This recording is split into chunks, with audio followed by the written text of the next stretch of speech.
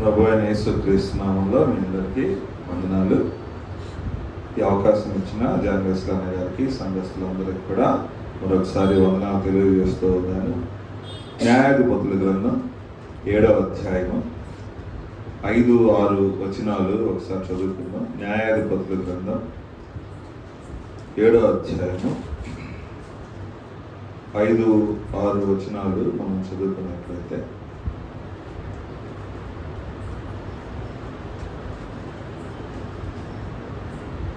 అతడు నీళ్ల యొద్దకు ఆ జనమును దిగజేసినప్పుడు యెహోవా కుక్క గతుకున్నట్లు తన నాలుకతో నీళ్లను బ్రతికిన ప్రతి వానిని, త్రాగుటకు మోకాళ్ళుని కృంగిన ప్రతి వానిని వేరువేరుగా ఉంచమని గిద్యోనుతో సెలవిచ్చిన.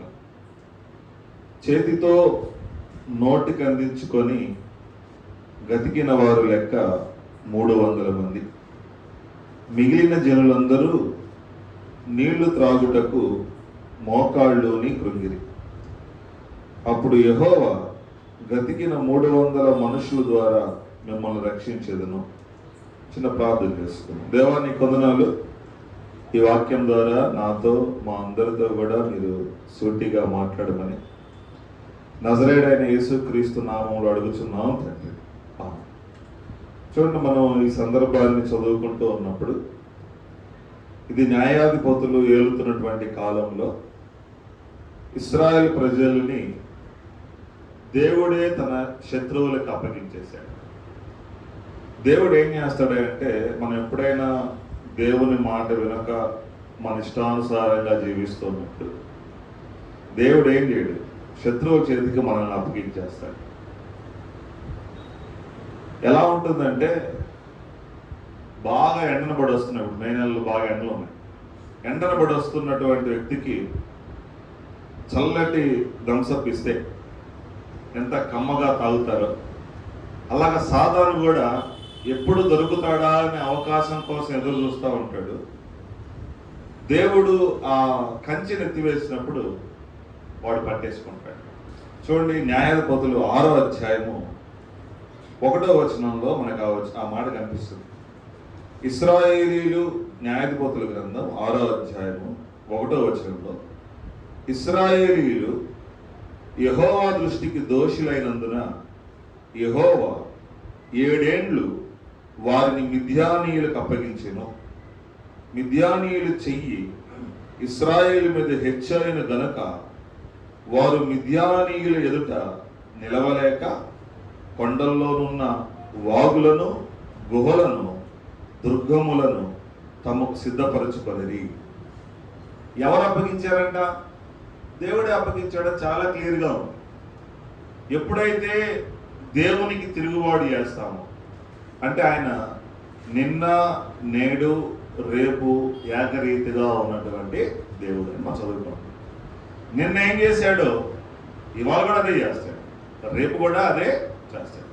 మనం ఎప్పుడైతే దేవునికి వ్యతిరేకమైన కార్యాలు వ్యతిరేకంగా తిరిగినప్పుడు ఆయన శత్రువులకు అప్పగించేశాడు.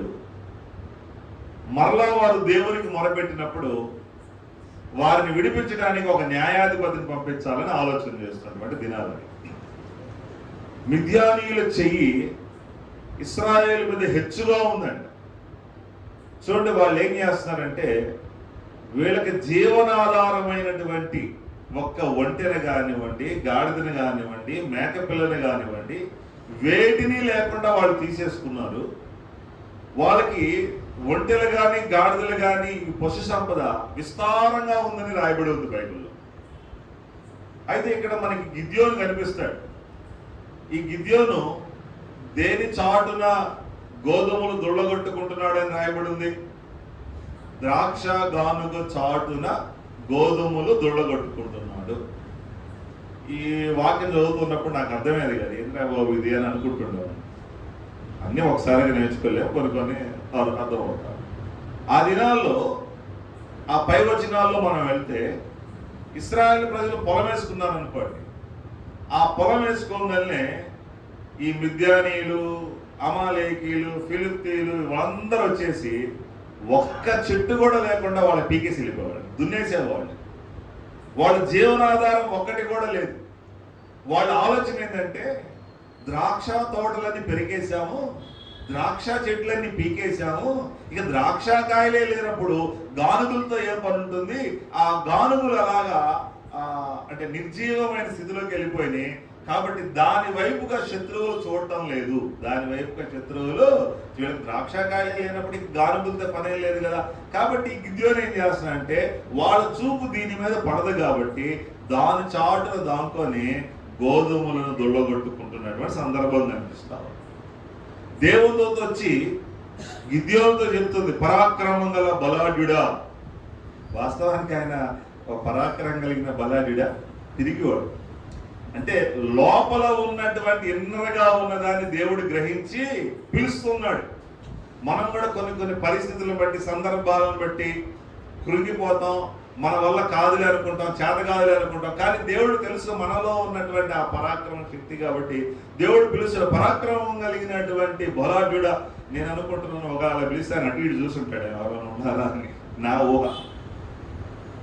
చూడండి, అక్కడ కొన్ని ప్రశ్నలు అయిపోయిన తర్వాత దేవుడు గిద్యోను నిలబెట్టిన తర్వాత చివరికి యుద్ధం చేయడానికి రెడీ అయ్యాడు. బోర తీసుకొని ఊదాడు, నేను యుద్ధానికి వెళదాం అనుకుంటున్నాను, మీలో కూడా ఎంతమంది వస్తారు అని బోర ఊదినప్పుడు పాపం గిద్యోనికి 32,000 మంది అలా, మేము కూడా నీతో ఉంటాం, ఎంతకాలం బానిసత్వం, సస్తే తెచ్చాం, బతికితే బతికాం అని 32,000 మంది గిద్యోనికి ఆడారు. ఫోన్లో వాళ్ళని చూసుకున్నాడు, సంతోషపడ్డాడు. గిలాదు అనే కొండ మీదకి వాళ్ళని తీసుకొని వెళ్ళాడు. అవతల శత్రువులు మిడతల వలె విస్తారమైన సైన్యం ఉన్నారు, 135,000 మంది ఉన్నారని బైబిల్లో రాయబడింది. ఎవరు? శత్రువులు. ఎప్పుడైతే 135,000 మంది శత్రువులు చూసినప్పుడు ఈ 32,000 మందికి ఏమనిపిస్తుంది? భయం వేసిద్దా, లేకపోతే యుద్ధానికి వెళ్దాం అనిపించిందా? భయం వేసింది. నలుగురు ఎక్కువగా ఉంటే మనకి మాటలు రావు, మరి వాళ్ళ చేయి పై చేయిగా ఉంటుంది కాబట్టి. వాళ్ళు విస్తారంగా ఉన్నారు. అయినా కానీ వీళ్ళు హృదయంలో ఒక ఆలోచన ఉంది, మేము నమ్ముకున్నటువంటి దేవుడు సముద్రాన్ని పాయలు చేసిన దేవుడు, మేము నమ్ముకున్నటువంటి దేవుడు ఆయన బాహుబలము చేత మమ్మల్ని విడిపిస్తాడు అని వారు ఆలోచన చేస్తున్నారు. కాబట్టి గిద్యోనుతో చెప్తున్నాడు, గిద్యోను, వీరందరి చేతికి నేను ఆ విస్తార సైన్యం నేను అప్పగించనయ్యా, మరేం చేద్దాం పాస్టర్ గారు అన్నప్పుడు ఆయన మైక్ తీసుకో, ఎవరెవరు భయపడుతున్నారో ఇంటికి వెళ్ళిపోమని చెప్పు, అప్పుడు ఎంతమంది మిగులుతారో చూద్దాం అన్నప్పుడు గిద్యోను వెంటనే మరి మైకో బోరో తీసుకొని అందరినీ, అంటే మిలిటరీ వాళ్ళు అంటే క్రమంగా లైన్గా నుంచుంటారు, ఒక డిసిప్లిన్ ఉంటుందిగా, మనకి మాదిరి నుంచరు కాబట్టి ఆ నుంచున్న తర్వాత మీలో ఎవరెవరు యుద్ధం అంటే భయపడుతున్నారు ఇంటికి వెళ్ళిపోండి అంటే 22,000 మంది ఇంటికి వెళ్ళిపోయారు. చూడండి ఎంతమంది వాళ్ళలో భయం. ఆ 22,000 మందితో నేను యుద్ధం చేయించును, వాళ్ళ అవసరం లేదు. ఈ దినాల్లో భయము మనిషిని పట్టి పీడిస్తూ ఉంది. ప్రకటన గ్రంథం 21వ అధ్యాయము 8వ వచనాన్ని ఒక్కసారి చదువక్క. ప్రకటన గ్రంథం 21వ అధ్యాయము 8వ వచనంలో,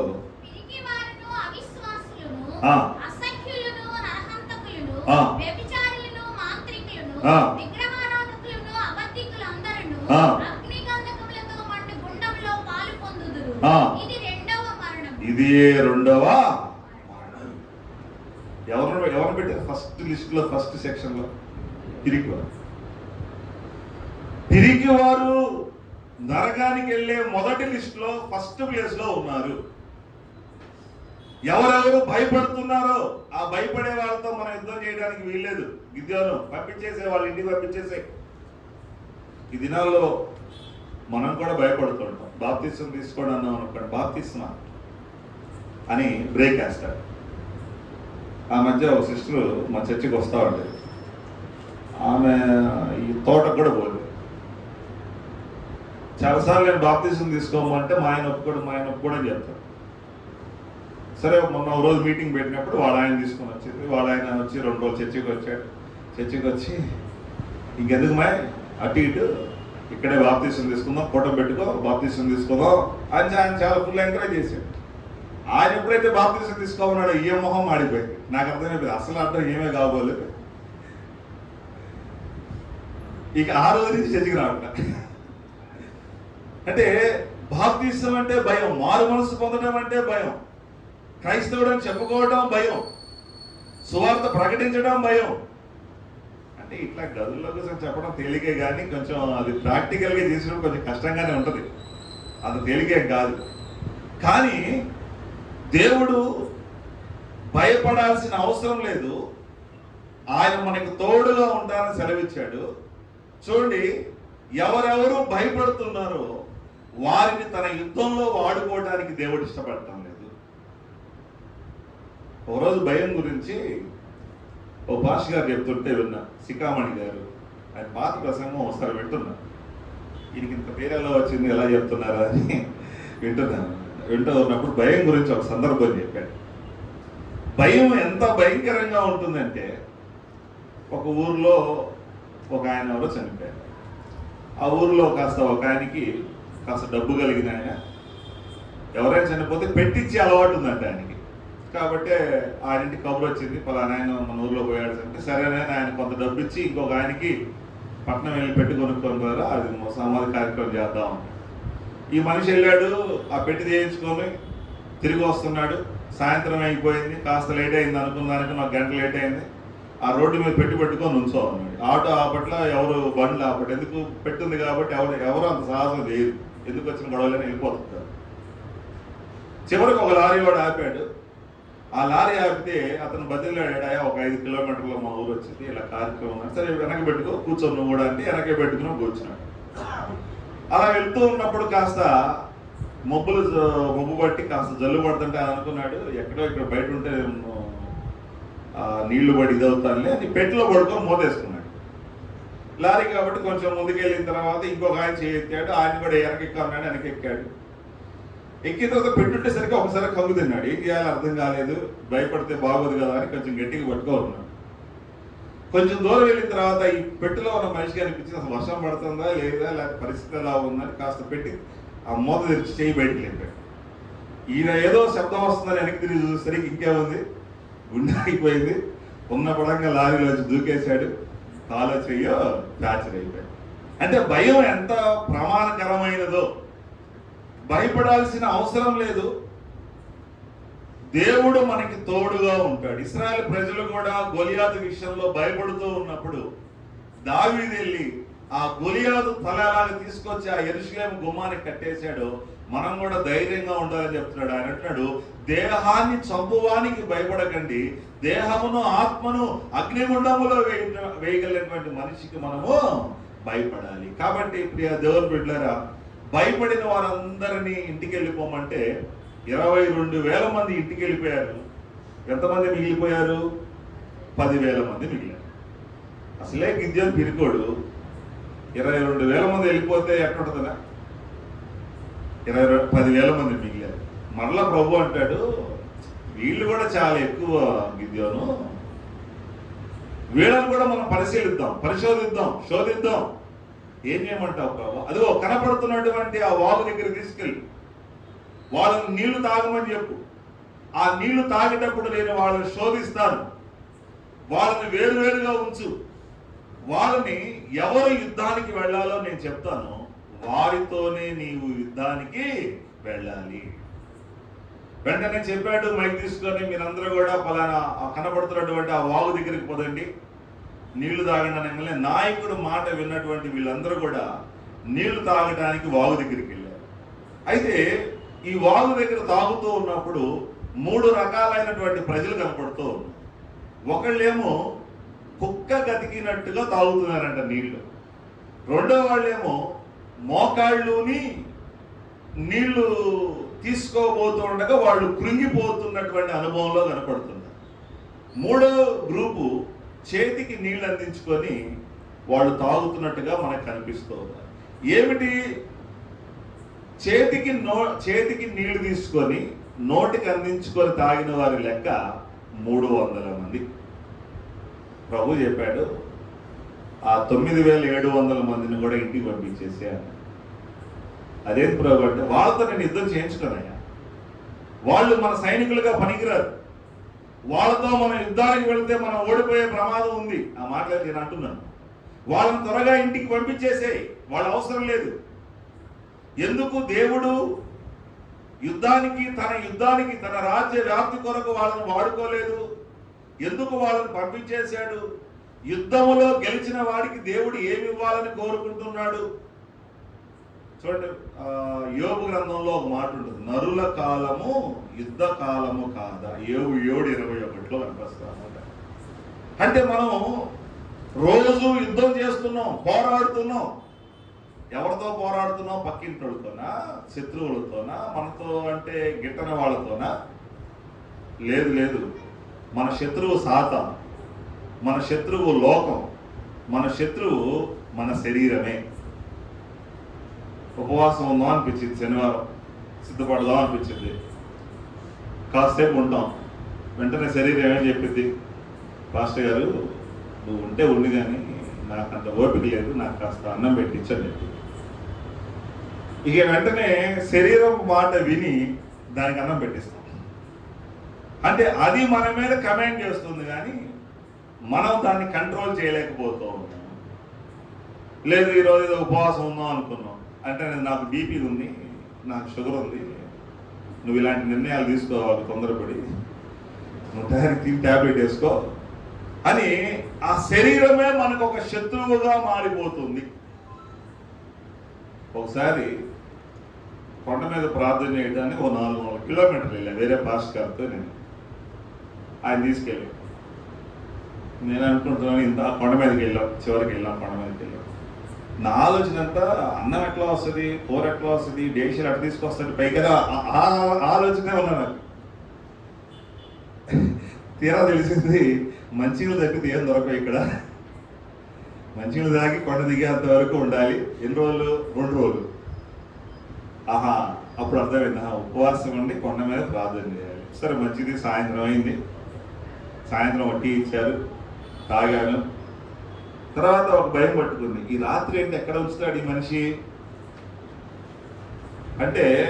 ఇక 6 అవుతుంది 7 అవుతుంది దిగటంలా. చిన్నగా పాష గారు దగ్గరికి వెళ్ళాడు. ఇక పాష గారు అంటే, ఈ నైట్ కూడా ఇక్కడేనయ్యా. అదేంటి పాష గారు, పాములు గిములు వస్తే పరిస్థితి ఏందని. చచ్చిపోతే వెళ్ళిపోతామయ్యా, బతుకుంటే రేపు సేవ చేద్దాం. అమ్మో, ఇదే మురుకుళ్ళు అమ్ముతున్నాడు, పొరపాటును పోయి ఈందంట పడ్డాను నేను. సరే ఇక వచ్చాం కదా, చేసేదేం లేదని పాపం నాకు రగ్గు ఇచ్చాడు. ఆ రగ్గు కప్పుకొని 11:30 ప్రార్థన చేస్తుండగా ఒక్కొక్క వికెట్ పడిపోతున్నారు. ఇక పడిపోయినట్టు నిలబోతున్నాం అనమాట. అలాగా 2 రోజులు అయిపోయిన తర్వాత ఆయనకి 60-70 ఏళ్ళు ఉంటాయండి, 60 పైన ఉంటాయి. ఆ కొండ ఇట్లా ఏటవాలుగా ఉంది, మోకాళ్ళు వేసి ఎక్కుతున్నాడు. మోకాళ్ళు వేసి ఎక్కుతూ ఉన్నప్పుడు ఇక అంతా అయిపోయింది, ఇంక ఇంటికి వెళ్ళిపోదాం, ఒక అరగంటలో కొండ దిగి వెళ్ళిపోవచ్చు, 5:30. సరే ఈయన ఏదో ఎక్కుతున్నాడు కదా, మనం కూడా ట్రై చేద్దాం, స్తోత్రం అని ఎక్కుతున్నాను. నేను కొంత దూరం ఎక్కిన తర్వాత నా కాళ్ళు 2 కోసుకుపోయి నాకు లైట్గా బ్లడ్ వస్తుంది. నేను ఇంకా ఆపేసి ఆయన అడిగాను, పాస్టర్ ఇంత అవసరమా అంటే ఆయన అన్నాడు, మన శరీరాన్ని జయించాలంటే ఇంత అవసరం. మన శరీరం మన మాట వినాలి అంటే దాన్ని కష్టపెట్టాలి, దాన్ని సుఖపెట్టకూడదు. ఉపవాసం ఉండనంగా అది కూడా ఎస్ అనాలి, అది నో అనకూడదు. అది నో అంటే మనకు కుదరదు మురళి, దాన్ని మనం లోపరుచుకోవాలి, అది మన శత్రువు అన్నప్పుడు నాకు అప్పుడు లైట్ వెళ్ళింది. కాబట్టి మన శత్రువు మన శరీరమే, మన శత్రువు సాతానే, మన శత్రువు లోకమే. వీటిని మనం ఎప్పుడైతే జయిస్తామో, జయించిన వారికంట దేవుడు గొప్ప భాగ్యం ఇస్తామని. చూడండి, ప్రకటన గ్రంథం 3వ అధ్యాయము 21వ వచనాన్ని గమనిద్దాం. ఒకసారి చదువుక. ప్రకటన గ్రంథం, నేను జయించి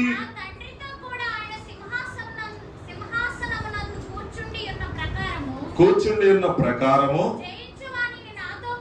జయించిన వాణిని నాతో కూడా నా సింహాసనమునందు కూర్చుండనిచ్చేదను.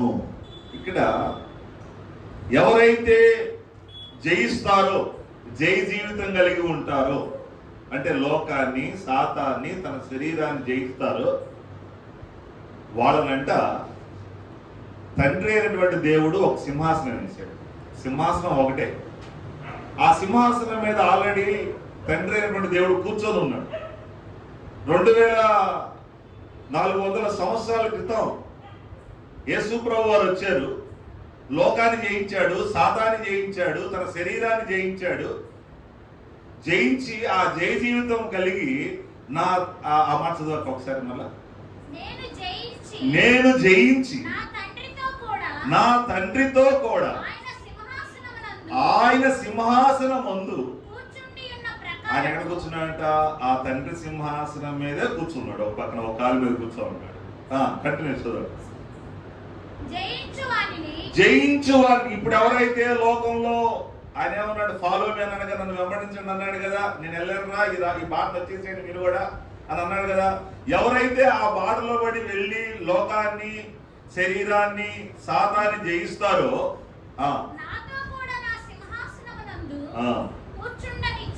ఇప్పుడు ఆ వ్యక్తి ఎక్కడ కూర్చుంటాడంటే తండ్రి అయినటువంటి దేవుని ఒళ్ళో యేసు ప్రభు పక్కనే ఒకటే సింహాసనం మీద కూర్చుంటాడు. ఎవరికి? జయించినటువంటి వ్యక్తికి. జయించాలి అంటే, యుద్ధ భూమిలోకి వెళ్ళాలంటే ముందు ఏమై ఉండాలి? సైనికుడు అయి ఉండాలి.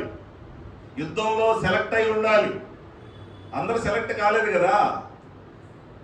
32,000 మంది వస్తే 300 మంది సెలెక్ట్ అయ్యారు కదా. అంటే మనం ఎప్పుడైతే సెలెక్ట్ అవుతామో, ఆ యుద్ధ భూమిలోనికి వెళ్ళి జయిస్తామో, జయించిన వాణిని తండ్రి అయినటువంటి దేవునితో కూర్చుండే భాగ్యాన్ని ప్రభు కలగజేస్తున్నాడు. ఎంత భాగ్యం అండి! ఇప్పుడు జిఎంసీ ఆఫీస్ దగ్గర కమిషనర్ కదా, నా పక్కన కూర్చోండి కదా అంటే కూర్చోకూడదు కూడా, ఆయన అధికారి. ఒక ప్రిన్సిపాల్ గారి దగ్గరికి వెళ్తే లెక్చరర్ గారు కూర్చోమంటాడా? లేదు, కూర్చోలేము కొన్ని అంటే. కానీ భూమిని, ఆకాశాన్ని కలగజేసినటువంటి దేవుడు మనం జయిస్తే, జయించిన వారిని నాతో కూడా నేను కూర్చోబెట్టుకుంటాను. అలా జయించాలి, మనం ఆ దారిలో సెలెక్ట్ అవ్వాలంటే ముందు ఆ సైనికుడిగా సెలెక్ట్ అవ్వాలి. పౌలు గారు అంటారు, మంచి పోరాటము పోరాడి నా పరుగును కడముట్టించి సైనికుని వలెన ఒక మాట వాడతాడు. అంటే మనము కూడా సైనికులము. మనము కూడా చూడండి, ఆ పరుగు పందెములో, లేకపోతే ఆ యుద్ధ భూమిలో దేవుడు మనల్ని వాడుకోవాలి అంటే, ఆ 300 మంది ఎలాగైతే ప్రత్యేకించబడ్డారో మనలో కూడా అలాంటి క్వాలిటీస్ ఉన్నాయా లేవా అనే దేవుడు చూస్తాడు. ఇంతకీ ఆ పైన ఉన్నటువంటి వ్యక్తుల్ని ఎందుకు దేవుడు తోసేశాడు? ఎందుకు తన యుద్ధంలో వారిని వాడుకోలేదు అంటే, చూడండి వాళ్ళు ఏం చేశారంట? కుక్క గతుకున్నట్లు తన నాలుకతో నీళ్లను గతికిన ప్రతివానిని. వీళ్ళు ఎలా తాగారు అంటే, మీకు ఒకవేళ పెంపుడు కుక్కడు ఉండొచ్చు, వీధిలో కుక్కడు ఉండొచ్చు, చూస్తుంటాం, గమనిస్తుంటాం. దానికి పాలో నీళ్ళలో ఒక ప్లేట్లో పోసి పెట్టినప్పుడు, దాన్ని గమనిస్తూ ఉన్నప్పుడు, ఆ తాగుతూ ఉన్నప్పుడు చూస్తే ఆ కుక్క ఏం చేస్తుందంటే, తాను నీటిని తీసుకుంటుంది. నీటినో పాలనో ఎంతనైతే తీసుకుంటుందో, తీసుకున్నదంతా కూడా తన కడుపులోనికి పోనివ్వదు. సగం తాగుతుంది, సగం మరలా ఆ ప్లేట్లోనికే విడిచేస్తుంది. అంటే ఇది ఆధ్యాత్మికంగా దేనికి సూచనగా ఉంది? దేవుడు ఎందుకు అటువంటి వారిని తన యుద్ధంలో వాడుకోలేదు? అలాంటి వారిని వద్దు, నేను ఎవరినైతే చెప్పానో వారితో నువ్వు గిద్యోను యుద్ధానికి వెళ్ళాలి ఎందుకు చెప్పాడు అంటే, ఆ కుక్క ఎలాగైతే సగం నీళ్లను, ఆహారాన్ని తీసుకొని సగం ఆహారాన్ని వదిలేస్తుందో, మనం కూడా నోటితో కొన్ని ప్రమాణాలు చేస్తాం. ఆరోగ్యం బాగలేదు ప్రభు, ఆరోగ్యం బాగుండి సెట్ అయితే నేను ఇదిగో ఫ్యాన్ ఇస్తాను ప్రభు, ఇక్కడ గాలి ఆడటం లేదు కదా, అట్లా అంటే పాస్గా చెప్పుకుంటారు, 2 ఫ్యాన్లు వాంటింగ్ ఉన్నాయి, ప్రార్థనలో పెట్టండి అని అంటే వీళ్ళు మొక్కుంటారు, ప్రభా మరి నాకు సహాయం చేస్తే ఆ ఫ్యాన్ ఇస్తానులే ప్రభు, ఓకే. ఇంకోటి ఉద్యోగం వస్తే నేను ఏదో చేస్తాను ప్రభు అని మొక్కునే వాళ్ళు కొంతమంది. అమ్మాయి పెళ్ళి అయితే కొంత కొంతమంది పిల్లలు పుడితే ఇట్లాగా అందరం కూడా అనుభవంలోకి వెళ్ళిన వాళ్ళమే. దేవుని దగ్గర మొక్కుకుంటాం, పని అయిపోయిన తర్వాత ఏం చేస్తారన్న, కొంతమంది జరిగిస్తారు, కొంతమంది ఏమో సగం జరిగించి సగం వదిలేస్తారు. ఒకవేళ ఈ మందిరంలో ఫ్యాన్లు ఇవ్వాల్సి వస్తే వేరే మందిరానికి వెళ్ళిపోతారు. ఎందుకమ్మా రావట్లేదు అంటే, ఇక్కడ పని అయింది, ఫ్యాన్లు ఇవ్వాలి కదా, లేకపోతే మొక్కుకున్నది ఏదో ఇవ్వాలి కదా, వేరే చోటికి వెళ్ళిపోతాడు. దేవుడు ఎలా కోరుకుంటున్నా అంటే, మనము నోటితో ఏదైతే ప్రమాణం చేశామో, నోటితో దేన్నైతే ఒప్పుకున్నామో దాన్ని మనం జరిగించే వాళ్ళంగా ఉండాలని కోరుకుంటూ ఉంది. బైబిల్లో అననీయ సప్పిరా ఉన్నారండి. వాళ్ళు ఆ పేతురు దగ్గర ఆ నాయకత్వంలో ఉండి ఆ వాక్యం విని, ఆ ఉపదేశం విని, మనకు కూడా పొలం ఉంది కదా నాయక్, ఆ పొలం అమ్మేద్దాం, ఎంత ధనం అయితే వస్తుందో ఆ ధనమంతా దేవునికి అర్పించేద్దాం, అది దేవుని సొమ్ము అని ఇద్దరు కలిసి ఒక తీర్మానం చేసుకున్నారు. మంచిది. నాకు అననీయ సప్పిరా అంటే చాలా ఇష్టం. ఎందుకంటే మందిరంలో 10 రూపాయలు వేసేవాళ్ళు ఎక్కువ మంది ఉంటారు. అలా ఇల్లు అమ్మి, పొలం అమ్మి ఇద్దామని తీర్మానం చేసుకుని అసలు అట్లా అంటే ఎంత గొప్ప, ఎంత గ్రేట్ అన్న వాళ్ళ భక్తి జీవితంలో. మేము ఇస్తాం పాస్టర్ గారు, మా ఇల్లు అమ్మి, మా స్థలం, మా పొలం అమ్మి తెచ్చి మీ పాదాల దగ్గర పెడతామని ఆ నిర్ణయం తీసుకోవడమే గ్రేట్. పాపం అమ్మారు, కొంత డబ్బు వచ్చింది. ఈలోపు సాతాను వాళ్ళల్లో ఏదో ఆలోచన పుట్టించాడు, లేకపోతే ఎవరో ఉచిత సలహాలు ఇచ్చుండొచ్చు. వాళ్ళు ఏం చేశారు, కొంత దాచుకున్నారు, కొంత తీసుకొచ్చి పేతురు గారి పాదాల దగ్గర పెట్టారు. ఆయన చూసి అడుగుతున్నాడు, మాయ్ అననీయ ఇంతకే అమ్మావా పొలం అంటే, ఆయన కూడా పాస్టర్ గారు ఇంతకే అమ్మానని గట్టిగా చెప్పాడు. ఆ చెప్పడం బీపీ డౌన్ అయిపోయింది, కుప్పకూలిపోయాడు. ఆ కుప్పకూలిపోగానే యవనస్తులు లేచారు, తెల్లగొడ్లు మరి రెడీగా ఉంటాము బిరువానిగా చుట్టారు, ఒకటి తీసుకెళ్ళిపోయారు, పాది పెట్టేసి. అసలు కనీసం భార్యకి కూడా ఎందుకు చెప్పలేదా, అసలు నాకు చాలా డౌట్లు ఉంటాయి. చెప్పాలి కదా, మరి భార్యకి చెప్పాలి, పిల్లలు వాళ్ళంతా ఆడ జ్ఞాపకార్థ కూడికి పెట్టాలి అని ఏం లేవు. చూడండి, తర్వాత కొంతసేపటికి వాళ్ళ మిస్సెస్ వచ్చింది. ఆ సబీరా గారు వచ్చి ఆమెను కూడా అడుగుతున్నాడు, మా ఇంతకైనా మీరు అమ్మిందంటే, పాస్టర్ గారు ఇంతకైనా అమ్మిందంటే ఆమె కూడా అక్కడ కుప్పకులు తెచ్చిపోయింది. చూడండి, మమ్మల్ని చాలా మంది పేర్లు పెట్టమని పిలుస్తుంటారు. ఎవరికైనా అననీయ సప్పిరా అని పెట్టిన వాళ్ళు కనపడతారు భూమి మీద. కొన్ని డబ్బు పోయింది, ప్రాణం పోయింది. శుభ్రంగా వాళ్ళు అమ్మిన అనుకున్నట్టు తెచ్చిస్తుంటే ఈరోజు ప్రపంచంలో ఏదో మూలం పాస్ గారు పెట్టుండేవాడు. పెడతానే ఉంటారు. అనన్య ఎవరైనా ఫ్యామిలీగా బాప్తీసం తీసుకుంటే అబ్దుల్లా ప్రిస్కిల్ ఎలా పెడతామో అననీయ సప్పిరా అని పెట్టేసి ఉండేవాడు. కానీ త్యాగం అయిపోయింది, డబ్బు పోయింది, పొలం పోయింది. చివరికి వాళ్ళు ఆ పరలోకాన్ని కూడా సంపాదించుకోలేకపోయారు. కాబట్టి మన నోటితో దేన్నైతే తీర్మానం చేస్తామో, కొన్నిసార్లు బాప్తీసం తీసుకునేటప్పుడు ప్రమాణాలు చేస్తాం, ఇంకా కరెక్ట్గా ఉంటానని చెప్తాం, డిసెంబర్ 31 తీర్మానాలు చేస్తాం.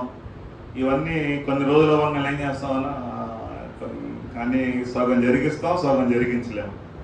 అంటే ఇలాంటి స్వభావం కలిగి మనం ఉంటే దేవుడు తన యుద్ధంలోనికి మనల్ని తీసుకోడు. సైనికులుగా నువ్వు వదిలేరా యుద్ధానికి, నువ్వు వెళ్తే సైన్యం ఓడిపోయింది, నువ్వు వెళ్ళిపో.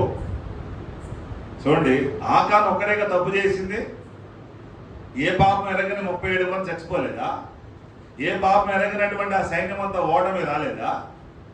కాబట్టి ఎవరైతే తమ నోటితో ప్రమాణం చేసి అవి జరిగించలేకపోతూ ఉంటారో, కొంత జరిగించి కొంత జరిగించలేకపోతూ ఉంటారో, దేవుడు తన యుద్ధ భూమిలోనికి వాడుకోవడానికి ఇష్టపడటం లేదు, వాళ్ళని ఇంటికి పంపించేయమని చెప్తూ ఉన్నాడు. కాబట్టి ఈ రాత్రికాల సమయంలో నీవు నేను కూడా దేవునికి ఏదైనా ప్రమాణం చేశామేమో, తీర్మానం చేశామో ఒకసారి చెక్ చేసుకొని పరిశీలన చేసుకుందాం. ఏదైనా ఒకవేళ మనం ప్రమాణం చేసి తప్పిపోతే మరలా తీర్మానం చేసుకొని దాన్ని చేయడానికి ప్రయత్నం చేద్దాం, ప్రార్థన చేద్దాం, ప్రభుని అడుగుదాం. ప్రభు సహాయం చేస్తాడు. ఆయన దాటిపోయే దేవుడు కాదు. ఇంకొక గుంపు వాళ్ళు తాగుదామని నీళ్ళు గతకపోతున్నారు, కానీ వాళ్ళు ఏమైపోతున్నారంటే కృంగిపోతూ ఉన్నారు, కృషించిపోతూ ఉన్నారు, బలహీనులైపోతూ ఉన్నారు. కారణం చూడండి, యాకోబు వాళ్ళ నాన్నగారిని మోసం చేశాడు, వాళ్ళ అన్నను మోసం చేసి ప్రయాణం చేస్తూ ఉన్నాడు. ఈ ప్రయాణం ఆగిపోయింది. ఎందుకు ఆగిపోయింది? ప్రకృతిలో చీకటి వచ్చింది, చీకటి అలవరించింది కాబట్టి ఆగిపోయాడు. ఆ రాత్రి పడుకున్నాడు. ఆ రాత్రి ఒక కల వచ్చింది. తెల్లారి లేచి ఆ తెల్లవారుజామున ఇది దేవుని మందిరమే కానీ పరలోక గవిని ఇదే కానీ వేరొకటి కాదని చెప్పి అక్కడ ఒక రాయిని నిలిపి దాని మీద నూనె పోసి ఏమని చెప్పాడు? అయ్యా, నేను వెళ్తున్నాను, నేను మా మామగారి ఇంటికి వెళ్తాను, ఎప్పుడు వస్తానో నాకు తిరిగి రిటర్న్ టికెట్ లేదు బాబు యాకోబుకి, ఎప్పుడు వస్తాడో కన్ఫామ్గా లేదు. కాబట్టి నా ప్రయాణాల్లో తోడుగా ఉండు, నాకు 3 పూటలు అన్నం పెట్టు, కప్పుకోవడానికి బట్టలు ఇవ్వు, ఆరోగ్యం ఇవ్వు. నాకు ఇవన్నీ చేస్తే నువ్వు నాకు దేవుడివై ఉంటావు. అప్పుడు నేనేం చేస్తాను తెలుసా? నేను ఎంతైతే సంపాదిస్తానో అందులో 10వ భాగం నీకు ఇస్తానని అక్కడ ప్రమాణం చేశాడు. చేశాడు లేదా? చేశాడు. చేసి తన తన మామగారింటికి వెళ్ళిపోయాడు. 2 భార్యలు చేసుకున్నాడు, 11 మంది పిల్లలకు అన్నాడు. ఆ భార్యల ద్వారా ఇంకో 2 భార్యలు వచ్చారు, వాళ్ళని చేసుకున్నాడు. మొత్తం 4 అయ్యారు. సంతానమైంది. చివరికి చాలా ఆస్తితో సంపాదించుకొని తిరుగు ప్రయాణమయ్యాడు 20 సంవత్సరాల తర్వాత. 20 years తర్వాత 20 సంవత్సరాల తర్వాత దేవుడు 20 సంవత్సరాలు దేవుడు తాను చేసినటువంటి వాగ్దానం ఉంది కదా, అంటే నన్ను కాపాడితే, నాకు ఆరోగ్యం ఇస్తే, నాకు బట్టలు ఇస్తే, నాకు 3 పూటల తిండి పెడితే నువ్వు నాకు దేవుడే ఉంటావు అని మనం మొక్కుకున్నాడు. కాబట్టి దేవుడు 20 ఏళ్ళు కాపాడి అతను వస్తూ ఉన్నప్పుడు ఇతను నాకు కానికిస్తాడని ఎదురు చూస్తున్నాడు దేవుడు. కానీ చివరికి ఏం చేశాడంటే దగ్గరికి వచ్చి, అదే ట్రైన్లో కనుక అది గేజ్ మారిస్తే పక్కూరికి వెళ్ళిపోయాడు కదా, అట్లాగా మనోడు అక్కడికి రాకుండా సుక్కోతికి వెళ్ళిపోయాడు. రావాల్సింది బేతేలికి రావాలి, సుక్కోతికి వెళ్ళిపోయి అక్కడ ఒక స్థలాన్ని కొనుక్కొని పాకలేయించుకొని ఇల్లు కట్టుకొని అక్కడ నివసిస్తున్నాడు. అది తన నివసించే ప్రాంతం కాదు, తన ప్రజలు నివసించే ప్రాంతం కాదు, ఆ ప్రాంత ప్రజలు తన వాళ్ళు కాదు. ఎందుకు వెళ్ళిపోయాడు? ఇంతకి 10% ఇవ్వాలి కదా, ఇటు వస్తే 10% ఎగ్గొడదామని వెళ్ళిపోయాడు. వెళ్ళిపోయి అక్కడ ఒక కట్టుకొని అక్కడ ఒక మందిరం కూడా కట్టుకున్నాడు. యెహోవా ఈరే అని పెడతాడు దానికి పేరు పెట్టి. చూడండి, అక్కడ యాకోబు తప్పు చేసేసాడు. చివరికి తన దీన ఆ ఊరు చూస్తాను, ఆ పట్టణం చూస్తానని వెళ్ళింది.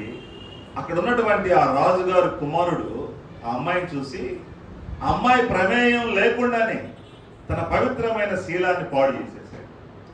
ఒక వేశ్యకు జరిగించినట్టుగా జరిగించేశాడు.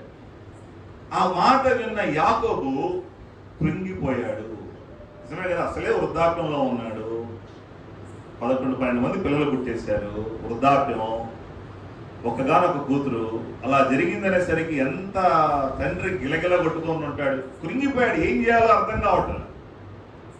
అయితే ఆ కుమారుడికి ఎవరైతే పాడు చేశాడో అతనికి ఆ పిల్ల మీద ఇంకా కోరిక తీరలేదు. కాబట్టి వాళ్ళ నాన్న దగ్గరికి వెళ్ళినానా, ఆ అమ్మాయిని నేను పెళ్లి చేసుకుంటాను, ఆ అమ్మాయి ద్వారా నేను కుటుంబ వ్యవస్థను కట్టుకుంటాను, కాబట్టి నువ్వు వెళ్ళి మాట్లాడంటే ఆ ఊరు రాజుగారు ఆ పెద్దలందరూ కూడా యాకోబు దగ్గరికి వచ్చి, ఈ ఊరు మీది కాదు, ఈ ప్రాంతం మీది కాదు, అయినా సరే మీ అమ్మాయిని కనుక మీరు మాకు ఇస్తే మీరు మా ప్రాంతంలో నివసించవచ్చు, మా వాళ్ళని పెళ్లి చేసుకోవచ్చు, మా ప్రాంతంలో మీరు ఎక్కడైనా కానీ వ్యాపారం చేసుకోవచ్చు అని అన్నప్పుడు యాకోబు యొక్క పిల్లలు తెలివిగా మాట్లాడారు. మా అమ్మాయిని కూడా మీకు ఇద్దామని ఉందండి, అయితే మాకు ఒక ఆచారం ఉంది, సున్నతి చేయించుకోవాలి, సున్నతి లేకుండా మా చెల్లిని మేము ఇవ్వటం మాకు అంత ఇష్టం లేదు అన్నప్పుడు ఆ అమ్మాయి మీద ఉన్న కోరికను బట్టి వాడు సున్నతి చేయించుకున్నాడు, వాళ్ళ నాన్న చేత చేయించాడు, ఊర్లో ఉన్న మగవాళ్ళందరి చేత సున్నతి చేయించేశాడు.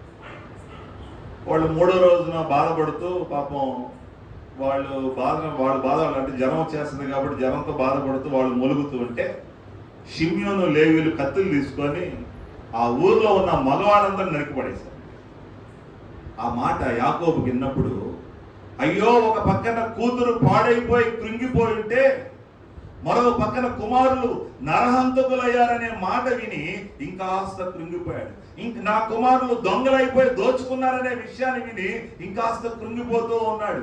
నా కుమార్తె వేశ్యవలే పాడైపోయిందని కృంగిపోతూ ఉన్నాడు. ఏం చేయాలో అర్థం కాని స్థితిలోనికి కృంగిపోతూ ఉన్నప్పుడు దేవుడు కలగజేసుకొని చెప్తున్నాడు, యాకోబు నువ్వు ఆ రోజు ప్రమాణం చేశావు కదా, అక్కడికి పద, బేతేలు దగ్గరికి వెళ్ళి ముందు నువ్వు ఏదైతే 20 సంవత్సరాల క్రితం ప్రమాణం చేశావో దాన్ని నెరవేర్చు ముందు అన్నప్పుడు యాకోబు పెట్టేవాడ మొత్తం సర్దుకొని ఉన్న పళంగా బేతేలుకి వెళ్ళిపోయి తను 20 సంవత్సరాల క్రితం ఏదైతే ప్రమాణం చేశాడో దాన్ని అక్కడ చెల్లించినట్టుగా మనం చూస్తాం. అప్పుడు యాకోబుతో దేవుడు మరలా మాట్లాడుతూ వచ్చాడు. కాబట్టి ఎందుకు కృంగిపోతున్నామంటే అతని జీవితంలో ప్రార్థన లేదు. 20 సంవత్సరాలు ఎప్పుడైనా ప్రార్థన చేశాడా? చేయలేదు. ఎందుకు చేయలేదు? భాషాన 4 భార్యలు వచ్చేసారు కదా, ఒకళ్ళని కష్టంగా ఉన్న నలుగురు 4 పక్కల పీగుతున్నారు ఆయనకి. ఇంకా 13 మంది సంతానం వచ్చేసారు, వాళ్ళని చూసుకోవాలా, ఆస్తుంది, పనోళ్ళు ఉన్నారు, లైఫ్ బిజీ అయిపోయింది. ఒక క్షణం కూడా తీరిక లేకుండా బిజీ అయిపోయింది. కాబట్టి ఇప్పుడు ఏమంటున్నాడు? ప్రార్థనకి చోటు ఎక్కడుందో అంటున్నాడు, ప్రార్థనకి సమయం ఎక్కడుందో అంటున్నాడు. కాబట్టి ప్రార్థన లేదు కాబట్టి, వాక్య ధ్యానం లేదు కాబట్టి ఆ మనిషి నీళ్లు తాగుదాం అనుకున్నప్పుడు ఏమైపోతున్నాడంటే కృంగిపోతూ ఉన్నాడు. ఎవరైతే ఆ కృంగిపోతూ ఉన్నారో దేవుడు అంటున్నాడు, గిద్యోను వాళ్ళు మన యుద్ధానికి పనికిరారు, వాళ్ళను కూడా ఇంటికి పంపించేసి, వాళ్ళతో మన యుద్ధం చేయలేము. కాబట్టి ఈ రాత్రికాల సమయంలో మనం దేవుని దగ్గర ఎప్పుడైనా ఏదైనా ప్రమాణం చేస్తే మనం వెంటనే దాన్ని ఏం చేయాలంటే జరిగించేసేయాలి. కష్టమో నష్టమో జరిగించేసినప్పుడు దేవుడు తోడుగా ఉంటాడు, సహాయం చేస్తాడు. ఆ కృంగిన అనుభవంలో నుంచి మనల్ని ఆయన లేవనెత్తుతాడు. చూడండి, కొన్నిసార్లు కొన్ని ప్రమాణాలు ఉంటాయి. మనిషితో ప్రమాణం చేస్తాడు, దేవుడు మనిషికి ప్రమాణం చేస్తాడు, మనిషి దేవునికి కూడా ప్రమాణం చేస్తాడు. మనిషితో ప్రమాణం చేసి నెరవేరుస్తాం మాట పోయి దేవునని. చూడండి, బైబిల్లో ఒక సందర్భంలో, ఏ సందర్భంలో అంటే అబ్రహాము ఎలియాజరుని పిలిచాడు. ఏందయ్య గారు పిలిచారు, నీ చేయి అర్జెంట్ నా తొడ కింద పెట్టాడు. ఈ ఊరిలో ఏ అమ్మాయితో మా అబ్బాయికి వివాహం చేయకూడదు, నువ్వు మా బంధువుల దగ్గరికి వెళ్ళి, అక్కడికి వెళ్ళి మా ఇంట్లో ఉన్నటువంటి మా బంధువుల నుంచి ఒక అమ్మాయిని తీసుకొచ్చి మా అబ్బాయికి పెళ్లి చేయాలంటే ప్రమాణం చేశాడు. ఆ ప్రమాణాన్ని అక్షరాల నెరవేర్చాడు. తను ఏదైతే ఒక మనిషికి మరొక మనిషి ప్రమాణం చేశాడో అక్షరాల నెరవేర్చాడు.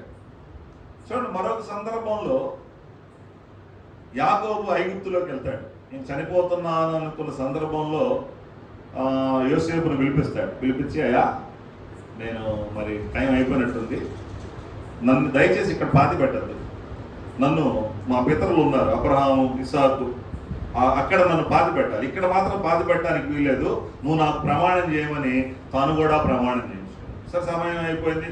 కొంతకాలం అయిన తర్వాత యాకోబు నిద్రించాడు. యోసేపు ఐగుప్తు ఫరో రాజు దగ్గరికి వెళ్ళి, రాజా మరి మా నాన్నకి నేను ఇలా ప్రమాణం చేశాను కాబట్టి మీరు సహాయం చేయండి, నేను వెళ్ళి మా నాన్న పాతి పెట్టుకొని వస్తానంటే ఆయన కూడా ఓకే అన్నాడు. యాకోబుకు ఏదైతే ప్రమాణం చేశాడో అది జరిగించేశాడు. అంటే ఒక మనిషి మరొక మనిషితో ప్రమాణం చేస్తే జరిగించేస్తున్నారు. దేవుడు కూడా మనిషికి ప్రమాణం చేస్తే జరిగించేస్తాడు.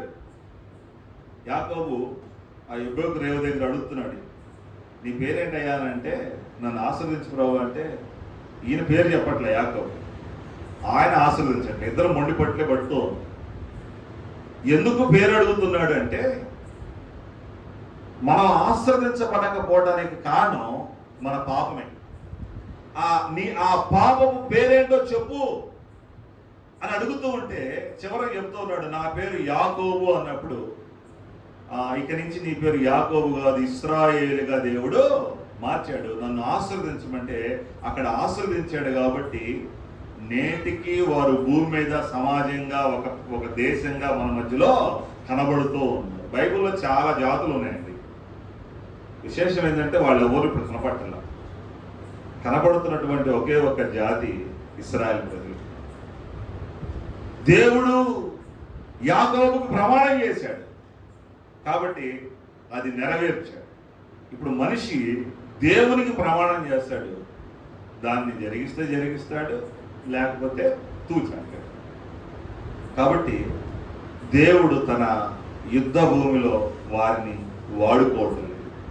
ఈ 300 మంది చేతికి నీళ్ళు అందించుకొని వారు నీరు తాగినట్టుగా మనం చూస్తున్నాం. అంటే వారు నోటితో ఏదైతే చెప్తారో వారు చేతులతో ఆ పని చేసేవారుగా ఉన్నారు. వారు నోటితో దేన్నైతే ఒప్పుకుంటున్నారో, దేన్నైతే చేస్తామని తీర్మానం చేస్తున్నారో, చేతులతో ఆ కార్యక్రమం వారు చేసేవారుగా ఉన్నారు. కాబట్టి అవతల శత్రువులు 135,000 మంది ఉన్నా కేవలం 300 మంది చేత దేవుడు గొప్ప విజయాన్ని దేవుడు ఆ 300 మంది చేత గిద్యోనికి ఇప్పించాడు. మన జీవితంలో కూడా ఓడిపోవడానికి పలు కారణాలు. ఒకవేళ ఎక్కడైనా మనం కృంగిపోతున్నామేమో, ఎక్కడైనా దేవునికి మాటిచ్చి తప్పిపోయామేమో, ఎక్కడైనా మనం దేవునికి ప్రమాణాలు చేసి ఆ ప్రమాణాలు నెరవేర్చకుండా మనం తప్పిపోతున్నామేమో, ఈ రాత్రి సరిచూసుకున్నట్లయితే ఆయన అంటున్నాడు, జయించిన వాణిని నా సింహాసనం మీద నాతో కూడా నేను అతన్ని కూర్చోబెట్టుదును. ఎంత దేవుడు మనకి ఎంత మహిమనిస్తున్నాడు. నీటి మీద బుడగలాంటి మనిషికి, విసిరి వెళితే రానటువంటి మనిషికి, సాగిపోయిన నీడ వంటి మనిషికి, దుమ్ములో అంతలో కనపడి అంతలో మాయమైపోయే మనిషికి ఆ మహిమ కలిగినటువంటి దేవుని యొక్క సింహాసనం మీద కూర్చుండే అధికారము ప్రభు ఇవ్వాలని చూస్తున్నాడు. అయితే మనం లోకాన్ని, శరీరాన్ని, సాతాన్ని మనం జయించాలంటే ముందుగా దేవుడు తన సైన్యంలోనికి మనం తీసుకోవాలి, తన యుద్ధ భూమిలోనికి మనం తీసుకోవాలి. కాబట్టి మనం ఎక్కడ భయపడకూడదు, భయం అనేది రానియకూడదు. ఈ మధ్య చాలా కూటాలు జరుగుతూ వచ్చాయి. కూటం జరుగుతూ ఉంటుంది కానీ చాలా భయం వస్తూ ఉంటుంది. ఒకరోజు ఇక్కడే పెట్టారు, ఈ పీకుల వాళ్ళ పక్కన రైస్ మిల్ అడిగారు. ఎప్పుడు పెట్టలేదు, అక్కడ పెట్టాను, ఎవరో తెలియదు. ఒకరోజు అయిపోయింది. ఆ రాత్రి ఏంటో నాకు నిద్ర పట్టలేదు, గంటకి మెలకు వస్తుంది, ఏంటో జరుగుతుంది అన్నట్టుగా అనిపిస్తూ ఉంది. నాకు అనిపిస్తుంది ఉదయాన్నే వెళ్ళి మందిరంలో ప్రార్థన చేసుకున్నాం, ఎప్పుడో 5 ఎదురు చూస్తున్నాం. నేను 5ంటికి 5:15 రెడీ అవుతూ ఆ క్యాలెండర్ చూడగానే భయపడకు నేను నీకు తోడుగా ఉన్నాను అంటే ఆ మాట చూడగానే నా భయం అంతా పోయింది. ఆ దేవుడు నాతో మాట్లాడాడు. నాలో ఏ కలవరం ఉందో, ఏ భయం ఉందో దాన్ని ఆయన తీసేసాడు. కాబట్టి మనం భయపడాల్సిన అవసరం లేదు, దేవుడు సహాయం చేస్తాడు. తిరిగి వారు దేవుని రాజ్యాన్ని స్వతంత్రించుకోలేరు, వారు నరకానికి వెళ్ళే మొదటి లిస్టులో ఉన్నారని దేవుని వాక్యం చెప్తారు. కాబట్టి మనం భయపడకూడదు, కృంగిపోకూడదు. మనం దేవునికి ప్రమాణం చేసి తీర్చకుండా మనము ఉండకూడదు. అప్పుడు దేవుడు ఆ 300 మంది లిస్టులో మనల్ని ఉంచుతాడు. మనం కూడా యుద్ధంలోకి వెళ్తాం. జయ జీవితం ఎప్పుడైతే కలిగి ఉంటామో తండ్రి సింహాసనం మీద కూర్చుండే అవకాశాన్ని ప్రభు కలగజేస్తుంది. ప్రార్థన చేసుకున్నాం. దయగలిగిన మహారాజా, ప్రేమ కలిగినటువంటి మహాతండ్రి నీకు వందనాలు అయ్యా. మరొకసారి మీరు ఇచ్చిన అవకాశాన్ని బట్టి వందనాలు, స్తోత్రాలు చెల్లిస్తూ ఉన్నాం. గిద్యోను పిరికివాడే ప్రభా, కానీ మీరు ధైర్యపరిచారు, బలపరిచారు, మీ సన్నిధి తోడుగా ఉంచారు. కేవలం 300 మందితో 135,000 మందిని గెలవగలిగే ఒక గొప్ప విజయాన్ని, ఆశ్చర్య కార్యాన్ని మీరు జరిగించారు. అలాగే మా జీవితంలో కూడా అద్భుతాలు, ఆశ్చర్య కార్యాలు మీరు జరిగించండి నాయన. ఊహకందని భీకర కార్యాలు, గొప్ప కార్యాలు మీరు జరిగించండి నాయన. అలాగే ఈ సంఘాన్ని మీరు దీవించండి, సంఘ సరిహద్దులు విశాలపరచండి, సంఘములో నూతన ఆత్మలు దయచేయండి, సంఘములకు ఉన్నటువంటి నాయకుల్ని మీరు ఆశీర్వదించండి, వారికి మంచి ఆరోగ్యం ఇవ్వండి, వారు చేస్తున్న ప్రతి ప్రయత్నాన్ని మీరు దీవించి సహాయం చేయమని నజరేయుడైన యేసుక్రీస్తు నామములో అడుగుతున్నాం తండ్రి. ఈ అవకాశం ఇచ్చిన వెస్లాన్ గారికి, సంఘానికి ప్రత్యేకమైన వందనాలు తెలియజేస్తున్నాను.